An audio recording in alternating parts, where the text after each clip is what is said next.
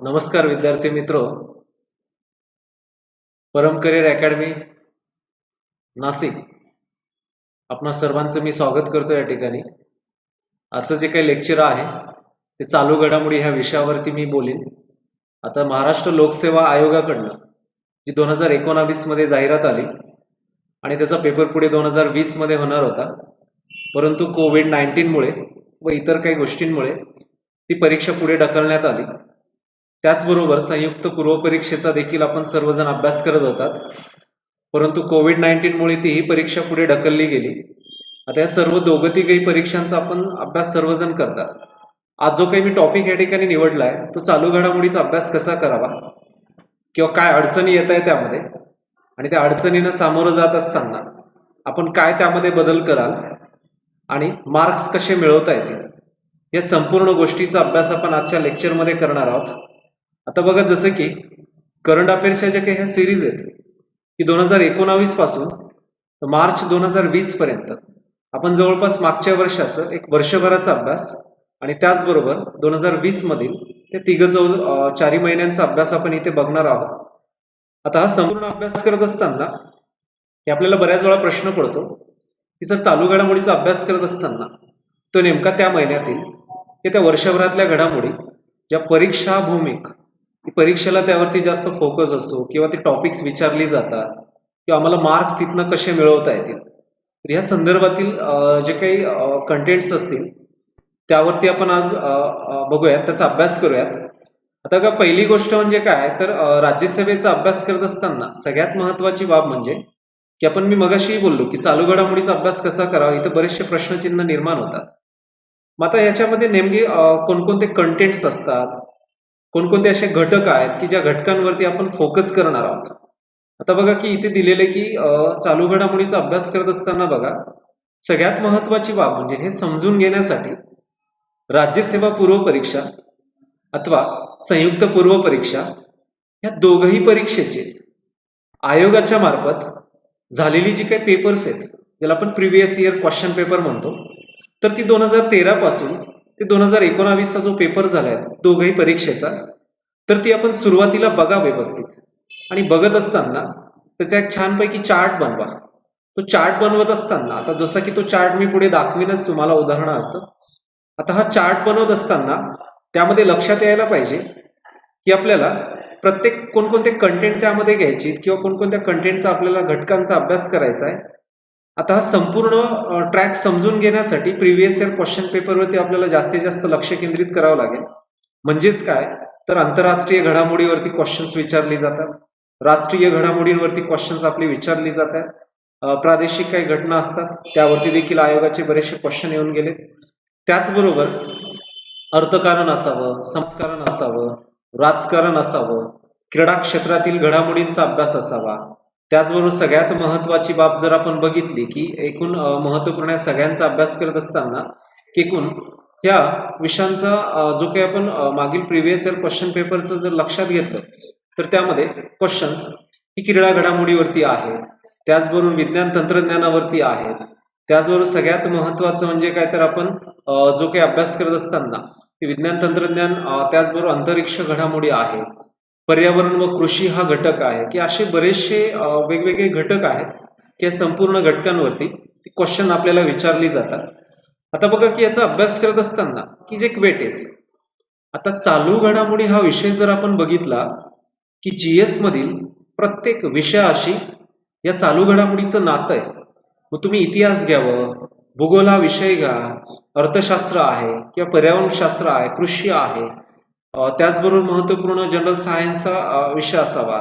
तर असे संपूर्ण वेगवेगळे घटक असतील ज्या प्रत्येक विषयाला ज्या महत्वपूर्ण ह्या चालू घडामोडीची टच दिली जाते आणि तो आपल्याला अभ्यासायचा आहे. आता हा दररोजचा अपडेटचा विषय महत्वाचा. तर बऱ्याचशा विद्यार्थ्यांना प्रश्न देखील पडतो की सर, जी आगामी परीक्षा होऊ घातली राज्यसेवा इव्हन संयुक्त पूर्व परीक्षा, तर एक्झामसाठी आपण कितपर्यंत आणि कोणत्या किती महिन्याचं किंवा किती वर्षाचं आपण वाचायला पाहिजे.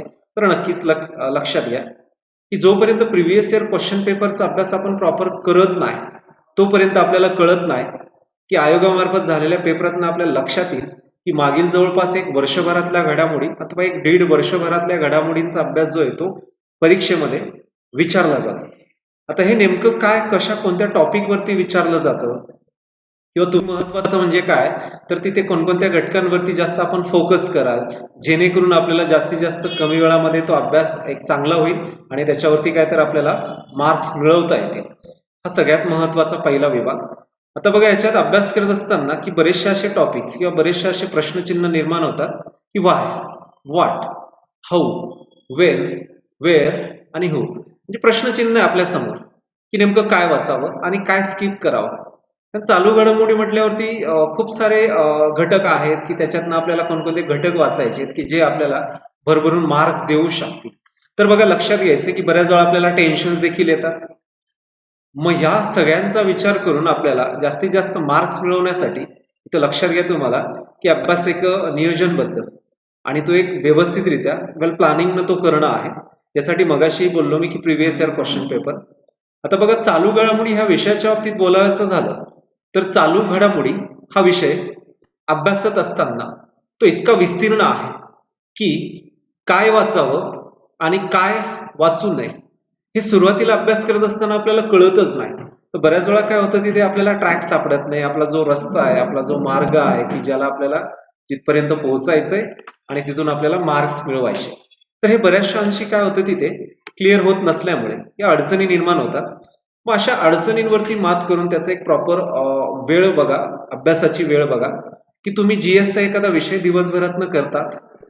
अशा वेळेस दुपारच्या सत्रामध्ये म्हणावं, संध्याकाळच्या सत्रामध्ये म्हणावं, तर दिवसातनं 1 ते दीड तास तरी तुम्ही चालू घडामोडी या विषयावरती आपलं लक्ष केंद्रित केलं गेलं पाहिजे. जेणेकरून, कारण आपल्याला परीक्षेसाठी एक मागील वर्षभराचा असू द्यात किंवा मागील 1.5 वर्षाचा अभ्यास असू द्यात, त्याचा अभ्यास आपल्याला तिथे करायचा आहे. म्हणून लक्षात घ्या की काय वाचावं आणि काय वाचू नये हे जर आपल्याला समजलं तर नक्कीच कमी वेळामध्ये आपण त्या आपल्या टॉपिकपर्यंत आपण पोहोचतो. आता बघा, लक्षात घ्यायचंय की सरासरी इव्हन राज्यसेवा पूर्वपरीक्षा असू द्यात, संयुक्त पूर्वपरीक्षा असू द्यात किंवा महाराष्ट्र लोकसेवा आयोगाकडनं इतर जी काही परीक्षा आयोग घेत असतात, ते इंजिनिअरिंगच्या महत्वपूर्ण काही परीक्षा असतील, अभियांत्रिकी, त्याचबरोबर कृषी सेवा असाव्यात, वनसेवा असू द्यात किंवा इतर परीक्षा असतील, या संपूर्ण परीक्षांमध्ये पण युपीएससीचा पेपर, या संपूर्ण परीक्षांमध्ये चालू घडामोडी हा सगळ्यात महत्वाचा विषय आणि याच्याकडे दुर्लक्ष करून आपल्याला चालणार नाहीत.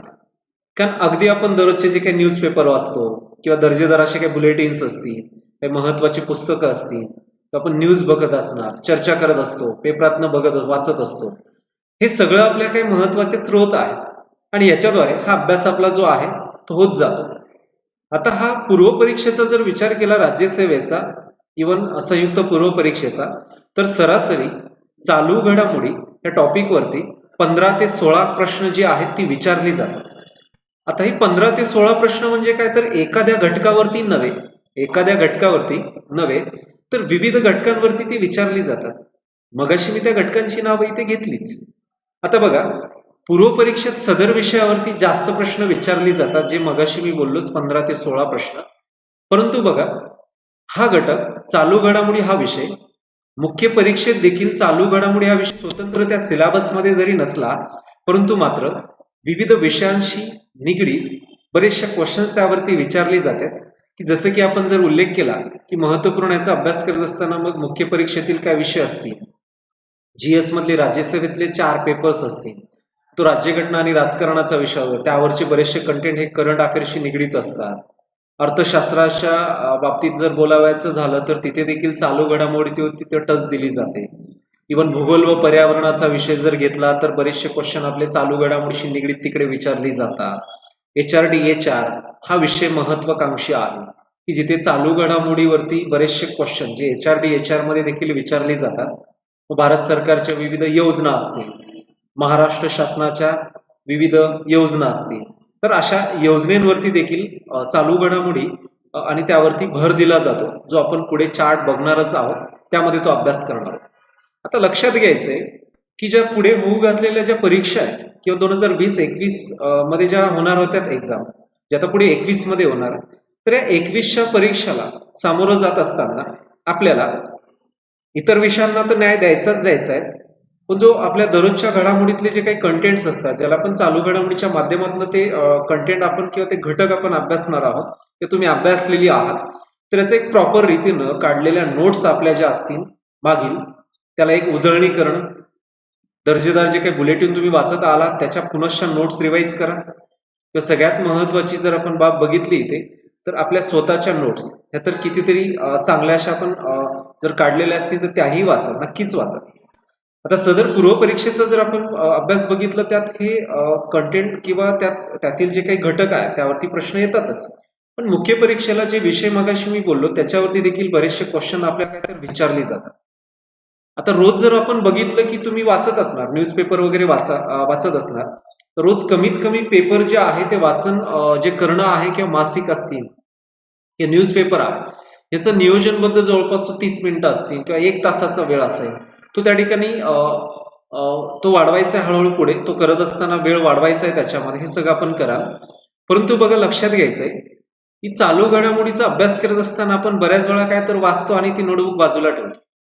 एखादं मॅगझिन वाचतो, हायलाईट करतो आणि ते मॅगझिन बाजूला ठेवतो. तर एक माझं असं या ठिकाणी तुम्हाला सांगणार आहे की चालू घडामोडीसाठी जे विविध घटक अभ्यासत असताना आपल्याला 1-2 महिन्यांनी, 1-6 महिन्यांनी ती घटक पुनश्च वाचण्यासाठी त्याचं आपल्याकडे रेकॉर्ड असणं खूप गरजेचं आहे.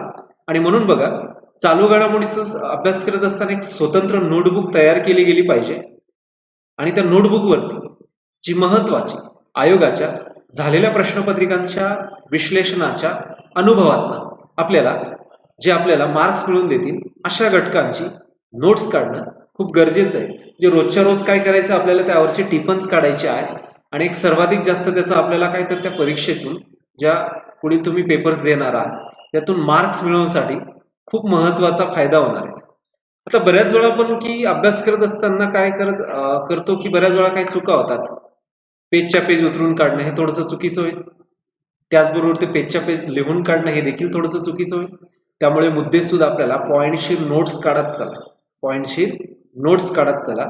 त्याला स्टिकी पेपरचाही पेजचाही तुम्ही त्या ठिकाणी वापर करू शकता. आता सदर प्रश्न जर आपण बघितलेत की बऱ्याच वेळा आपल्याला प्रश्नचिन्ह निर्माण होतो की परीक्षेमध्ये चालू घडामोडीचा अभ्यास करत असताना पेपर जर आपला जो आहे म्हणजे एक डेट निश्चित आहे, त्या डेटच्या जवळपास म्हणजे कुठपर्यंत ती प्रश्न विचारले, म्हणजे कुठून तर कुठपर्यंत ती प्रश्न विचारली जातात. तर इथं लक्षात घ्यायचंय की पेपराच्या म्हणजे जवळपास सदर प्रश्न हे काय तर परीक्षापूर्वी 30 दिवसांपर्यंत घडलेल्या घटनांवरती सुद्धा आधारित म्हणजे ती विचारली जाऊ शकतात आणि आहे तसंच आहे. आणि जवळपास तुम्ही मागील जवळपास 1 ते 1.5 वर्षाचा चालू घडामोडीचा अभ्यास तुम्हाला तिथे करायचा आहे. म्हणजे जेणेकरून आपल्याला परीक्षेमध्ये प्रत्येक अशा घटकांवरती जे प्रश्न आपले बरोबर येतील आणि आपल्याला त्याच्यातनं मार्क्स मिळतील, आपण ती पूर्वपरीक्षा अथवा मुख्य परीक्षा क्रॅक करू आणि पुढचं जे काही ध्येय आहे ते आपण त्या ठिकाणी निश्चित करू. तर म्हणून त्यासाठी थोडीशी एक मेहनत घ्यावीच लागेल, एक पारदर्शक पद्धतीने त्याचा अभ्यास करावाच लागेल. आता बघा, राज्यसेवा पूर्वपरीक्षा आयोगाच्या मागील प्रश्नपत्रिकेचं जर विश्लेषण आपण बघितलं, खऱ्या अर्थाने बघा की एक सुरुवात तुम्ही परीक्षेचा अभ्यास करत असताना जी सुरुवात आपली व्हायला पाहिजे ते अर्थातच आयोगाच्या झालेल्या प्रश्नपत्रिकांवरची जे काही क्वेश्चन्स आहेत विचारले गेले त्याचं प्रॉपर अनालिसिस करून आपण पुढे लक्ष केंद्रित केलं गेलं पाहिजे. तर नक्कीच आजच्या चालू घडामोडी या टॉपिकवरती मागील काही 2-3 वर्षाचे जे काही पेपर झालेले त्यावरती कोणत्या कंटेंटवरती आयोगानं जास्तीत जास्त भर दिलाय ते आपण अभ्यासूयात. बघा, इथं दिसतंय आपल्याला की आता घटक जर बघितले आपण महत्वपूर्ण किंवा जर वर्ष बघितलं आणि काही महत्वाचे घटक त्यावरती किती प्रश्न येतात ते आपण इथे बघूया. आता बघा, 2017चा जर विषय घेतला, 2018 आणि 2019, आता चालू घडामोडीचा अभ्यासक्रम जर बघितला तर त्यामध्ये दिलेलं असतं प्रश्न आंतरराष्ट्रीय, राष्ट्रीय, प्रादेशिक आणि महाराष्ट्र राज्याच्या संदर्भासह. ओके, ह्या काही गोष्टी दिलेल्या असतात, पण त्यामध्ये सब कंटेंट देखील खूप सारे असतात की जसं की आर्थिक घडामोडी आहे, राजकीय घडामोडी आहे, विज्ञान व तंत्रज्ञान आहे, योजना असतील आणि पर्यावरण कृषीचा अभ्यास असावा. त्याचबरोबर महत्वपूर्ण क्रीडा घडामोडी असतील, संरक्षण असावं, पुस्तक आणि त्याची लेखक असतील त्यावरती देखील क्वेश्चन येऊन जातात. निधन वार्तेतलं व्यक्तिमत्व की त्यावरती आयोग क्वेश्चन विचारत असतं. आंतरराष्ट्रीय लेवलच्या महत्वाच्या काही संस्था असतात की आपल्या भारतातल्या राष्ट्रीय पातळीवरच्या महत्त्वाच्या संस्था असतील, एक देशासाठी महत्त्वाचं त्या संस्थेचं योगदान आहे, त्या संस्थेच्या माध्यमातून बरीचशी क्वेश्चन विचारली जातात. पुरस्कारावरती बरेचसे क्वेश्चन असतात. मग ते आंतरराष्ट्रीय लेवलची पुरस्कार असतील, राष्ट्रीय लेवलची पुरस्कार असतील, त्याचबरोबर प्रादेशिक पातळीवरची ती पुरस्कार असतील. तर अशी विविध क्वेश्चन्स त्यावरती येत जातात. त्याचबरोबर काही महत्त्वाच्या व्यक्तींची नेमणुका होतात, जसं की भारत सरकारच्या माध्यमातून विविध संस्था आणि त्याचे महत्त्वाचे जे अधिकारी असतील त्यांची जी नेमणुका असतील, इतर खाजगी क्षेत्रात नसू द्या, तर नेमणुकांवरती देखील आयोगाचे खूप सारे क्वेश्चन आतापर्यंत विचारले गेले. त्यानंतर इतरमध्ये बरेचसे असे घटक जातात. मग इतरमध्ये जर बघितलेत आपण, काही महत्त्वपूर्ण एखादं चर्चेतील व्यक्तिमत्व असावं, चर्चेतलं ठिकाण असावं, किंवा सगळ्यात महत्त्वाचं काही एखाद्या घटना असतील महत्त्वपूर्ण, की त्याचं एक हायलायटर आहे. किंवा इतरमध्ये जर गेलो, एखाद्या घटनेला 50 वर्ष कंप्लीट होतात, एखाद्या घटनेला 75 वर्ष कंप्लीट होतात, एखाद्या घटनेला 100 वर्ष कंप्लीट होतात. अशा ऑर्डरमध्ये देखील बरेचसे क्वेश्चन आपल्याला आयोगाकडनं विचारली जातात. आणि प्रत्येक विषयाशी जे चालू घडामोडीचं जे नातं आहे ते जुळलेलंच आहे. म्हणून आपल्याला हा विषय पारदर्शक पद्धतीनं आणि त्याला एक चांगल्या पद्धतीनं, योग्य प्लॅनिंगनं, योग्य नियोजननं जर आपण त्याचा अभ्यास केला तर तुम्ही भरभरून त्यामध्ये मार्क्स मिळवू शकता. तर एक छोटंसं उदाहरण घेऊयात आपण, की बघा, एक आपल्या डोळ्यासमोर जर बघितलं की प्रिव्हियस इयर क्वेश्चन पेपर, की ज्यामध्ये काही घटक आपल्याला इथं दिलेले, आणि त्यामध्ये महाराष्ट्र लोकसेवा आयोगाकडनं मागील म्हणजे 2017 आपण इथे बघूयात, 2018चा विषय बघूयात, आणि 2019चा परीक्षेचा विषय बघूयात. आता 2017 मध्ये जर बघितलं, म्हणजे क्रमांक 1 वरती जर गेलो आपण, आर्थिक घडामोडी. आता बघा, आर्थिक घडामोडीचा अभ्यास करत असताना बघा खूप सारं आहे त्यामध्ये. म्हणजे आंतरराष्ट्रीय लेवलला आर्थिक घटनांचा जर आपण वेध घेतला, आंतरराष्ट्रीय व्यापार असावं, मग सगळ्यात महत्वाचं त्यामध्ये एक्झाम्पल जर बघितलं की आत्ता पाहावे तर खूप सारे प्रश्न त्या अशा संस्थेवरती विचारली गेली, जी WTO, वर्ल्ड ट्रेड ऑर्गनायझेशन, त्याला आपण जागतिक व्यापार संघटना, म्हणजे त्या परिषदा होतात ज्यावरनं काही प्रश्न विचारले जातात. आता आर्थिक घडामोडीचा अभ्यास करत असताना बघा 2017 मध्ये त्यावरती क्वेश्चन नाहीयेत, नाही विचारले. 18 मध्ये देखील क्वेश्चन नाहीये. त्यानंतर 2019 मध्ये नाहीये आर्थिकच्या बाबतीत. त्यानंतर आपण विज्ञान तंत्रज्ञानाचा जर विषय घेतला इकडे, तर विज्ञान तंत्रज्ञानावरती 2017ला क्वेश्चन विचारलेला नाहीये. 2018 मध्ये 2 प्रश्न विचारले त्यावरती, आणि त्यानंतर 2019 मध्ये जो आहे तो 1 प्रश्न विचारलाय. राजकीय घडामोडीचा जर अभ्यास बघितला तर 1 प्रश्न आहे. 2018 मध्ये 1 प्रश्न विचारला गेलाय, आणि त्याचबरोबर 2019 मध्ये जो आहे तो 1 प्रश्न विचारलाय. आता त्याचबरोबर आपण योजनेचा जर उल्लेख केला तर योजनेचा फोकस आपण सर्वजण कराल ते केंद्र सरकारच्या योजना आणि महाराष्ट्र शासनाच्या योजना, ज्यावरती 2017 मध्ये 1 प्रश्न विचारलाय, 2018 मध्ये 1 प्रश्न विचारलाय, आणि 2019 मध्ये 1 प्रश्न विचारला गेला. त्यानंतर महत्वपूर्ण जर बघितलं आपण पर्यावरण व कृषी, आता हा संलग्नित विषय. आता आंतरराष्ट्रीय लेवलला बरेचसे बदल हे पर्यावरणाच्या अनुषंगाने होत असतात. जागतिक हवामान बदल विषयक परिषदा असतील, त्याचबरोबर आपलं महत्वपूर्ण टायगरचं सेन्सस असावं, इतर काही नवीन शोध मोहिमा असतात प्रजातींच्या बाबतीत. असे खूप सारे प्रश्न पर्यावरण व कृषीवरती विचारली जातात. तर 2017 मध्ये 3 प्रश्न विचारले गेले, 2018 मध्ये 1 प्रश्न त्यावरती विचारला गेलाय, आणि 2019चा जर उल्लेख केला तर त्यावरती 4 प्रश्न विचारले गेले. तर आपल्यासाठी हा घटक खूप महत्वाकांक्षी आहे. तर तेवढाच त्याला आपण सर्वजण फोकस कराल. अपडेटचा विषय तो देखील. त्याचबरोबर जर बघितलं क्रीडा घडामोडींवरती जर गेलो आपण महत्वपूर्ण, तर 2017 मध्ये 2 प्रश्न आहेत, 18 मध्ये प्रश्न नाहीये. तर इकडे जर आपण बघितलं 2019 मध्ये, तर त्यावरती देखील प्रश्न विचारला गेलेला नाहीये. आता क्रीडा घडामोडी म्हणजे काय, तर खेळ व संबंधित खेळाडू असं मॅच द पेअर येतं त्यावर. त्याचबरोबर आंतरराष्ट्रीय लेवलला विविध खेळ होत असतात, त्याच्या स्पर्धा ह्या भरत असतात, त्यातली ठिकाणं विचारली जातात, खेळाडू आणि त्यांनी मिळवलेले प्रावीण्य पदकं ती विचारली जातात, किंवा आंतरराष्ट्रीय लेवलला क्रीडा क्षेत्रातील पुरस्कार विचारले जातात. किंवा आपल्या भारत सरकारच्या माध्यमातून सर्वोच्च जो काही पुरस्कार दिला जातो क्रीडा क्षेत्रातला, तर तो राजीव गांधी खेलरत्न अवॉर्ड आहे. त्याविषयी वाचा, आलेले आहेत बरेचसे क्वेश्चन त्यावरती. तर असं आपल्याला अपडेट करत जायचं, आणि जेणेकरून आपल्याला मार्क्स मिळतील. आणि काही नोट्स काढत चला, त्यावरच्या काही ट्रिक्स नोट मेकिंग बनवत चला, जेणेकरून ते आपल्याला लक्षात राहील. त्याचबरोबर पुस्तके आणि लेखकांवरती बरेचसे क्वेश्चन आतापर्यंत येऊन गेले. जसं की आपण बघितलं तर 2017 मध्ये 1 प्रश्न आहे त्यावरती, तो देखील महत्वाचा घटक आहे आपल्यासाठी. निधन वार्तेतलं व्यक्तिमत्व, ज्यावरती 2017 मध्ये 2 प्रश्न विचारले गेले. त्यानंतर महत्वाच्या ज्या काही संस्था असतात त्यातलं एक उदाहरण मी पुढे सांगणारच आहे, की जो 2019 मध्ये त्यावरती प्रश्न येऊन गेला, तो एक लक्षात घ्यायचा आहे. संस्था, त्याचं मुख्य कार्य काय, त्या संस्थेचं हेडक्वार्टर कुठे आहे, त्या संस्थेच्या माध्यमातून एकूण त्या संस्थेचे सदस्य देश किती आहे, हे संपूर्ण इथं लक्षात घ्या. त्याचा देखील एक अभ्यास आहे. कारण प्रश्न हा वन लाईन बीट सध्या येत नाही. प्रश्नाचं स्वरूप जर बघितलं तर त्यामध्ये ऑप्शन्स असतात की खालील विधानांचा विचार करा, अबकड, त्या खाली पर्याय दिलेले असतात. त्या पर्यायांमध्ये 2 बरोबर असू शकतात, 2 चुकीचे असू शकतात किंवा 4ही पर्याय बरोबर असू शकतात. त्यामुळे काय तर गुंतागुंतीचा प्रश्न आहे. म्हणून एखादा घटक वाचत असताना तो व्यवस्थितरित्या परिपूर्ण वाचा. त्याचं बेसिक काय माहिती आहे किंवा त्याचं पुढचं कार्य काय, त्या एखाद्या संस्थेचं म्हणावं किंवा एखाद्या विषयाचं म्हणावं, तर परिपूर्णत्वास तो घटक नाही म्हणजे आपल्याला मार्क्स मिळेल.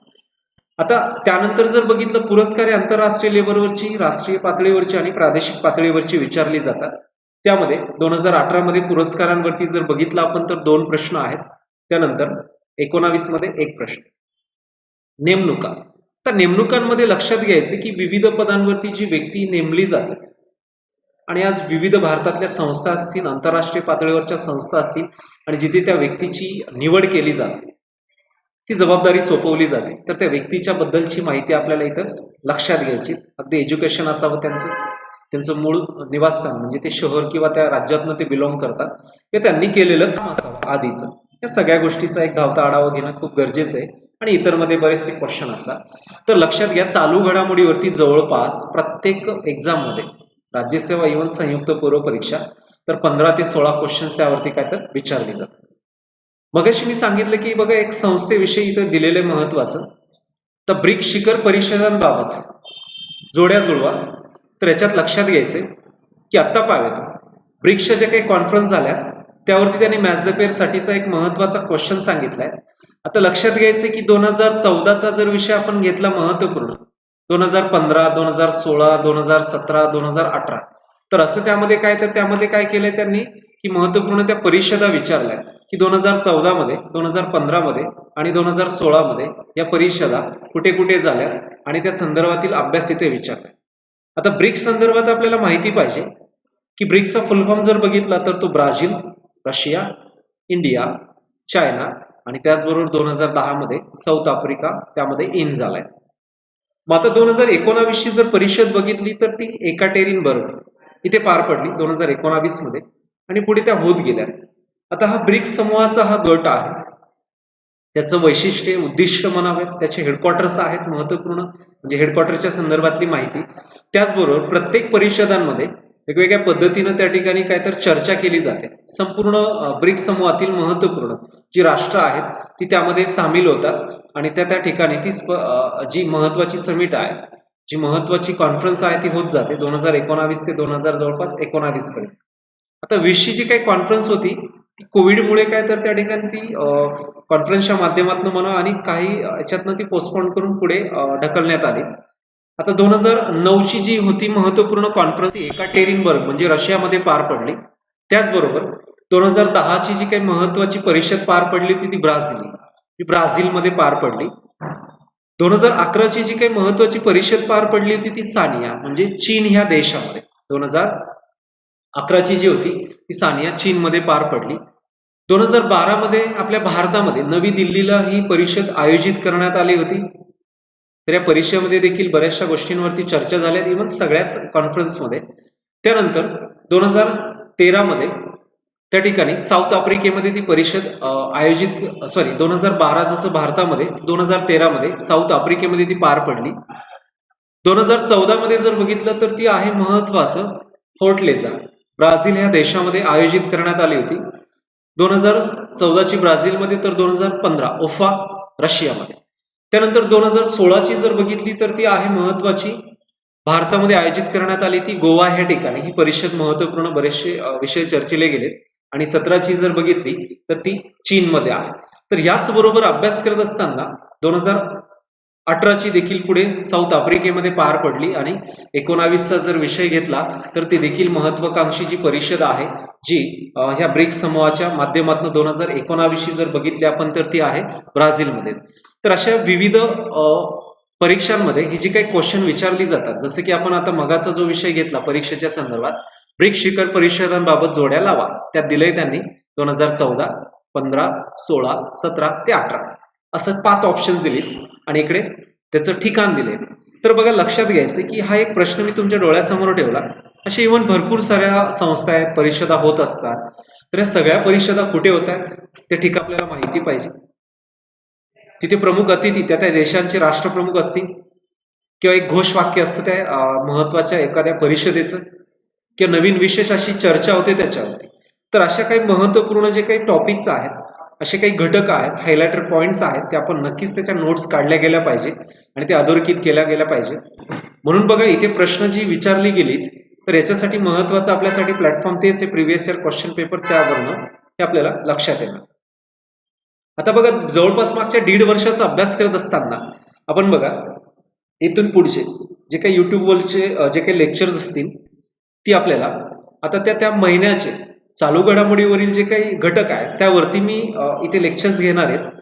आणि जसे की प्रत्येक घटक अभ्यासत असताना त्यावरची जी माहिती आहे मी तुम्हाला इथे देत जाईल आणि तुम्हाला ते कळत जाईल. प्रत्येक म्हणजे जानेवारी 2019 ते जवळपास मार्च 2020 पर्यंत जवळपास आपण या 12 ते 13 लेक्चरमध्ये जे काही मागील 1.5 वर्षाचा जो काही चालू घडामोडीचा अभ्यास आहे ते आपण ह्या अशा लेक्चरच्या माध्यमातून बघणार आहोत. आज तुम्हाला एक थोडी त्याची एक जनरल एक माहिती दिली की जवळपास 2013 ते 2019 पर्यंत कोणकोणत्या कंटेंटवरती भर दिलं गेले, अजून वेगळं काय केलं गेलं पाहिजे. कारण चालू घडामोडीचा अभ्यास करत असताना बघा की ते खूप सारं वाचण्यासारखं आहे. पण इथं आपल्याला हे लक्षात घ्यायचं आहे की आपल्याला अभ्यास करत असताना बरेचसे असे जे काही टॉपिक्स असतात ते टॉपिक्स काय, तर आपल्याला काही परीक्षेच्या ओरिएंटेड अभ्यास करत असताना जास्तीत जास्त आपलं लक्ष केंद्रित होणं गरजेचं आहे. आणि बरेचसे जे मुद्दे आहेत की जे सिलेबसमध्ये नाही आहेत किंवा आपल्याला ज्या ठिकाणी ज्याच्यावरती भर नसतो, अशा मुद्द्यांना काय करतो आपण, जास्तीत जास्त फोकस करतो आणि आपला वेळ तिथे जातो. त्यामुळे मुद्देसूद आणि जे आयोगानं विचारलेलं आहे किंवा ज्याच्यावरती जास्त फोकस आहे अशा संपूर्ण घटकांकडे आपलं लक्ष केंद्रित होणं खूप गरजेचं आहे.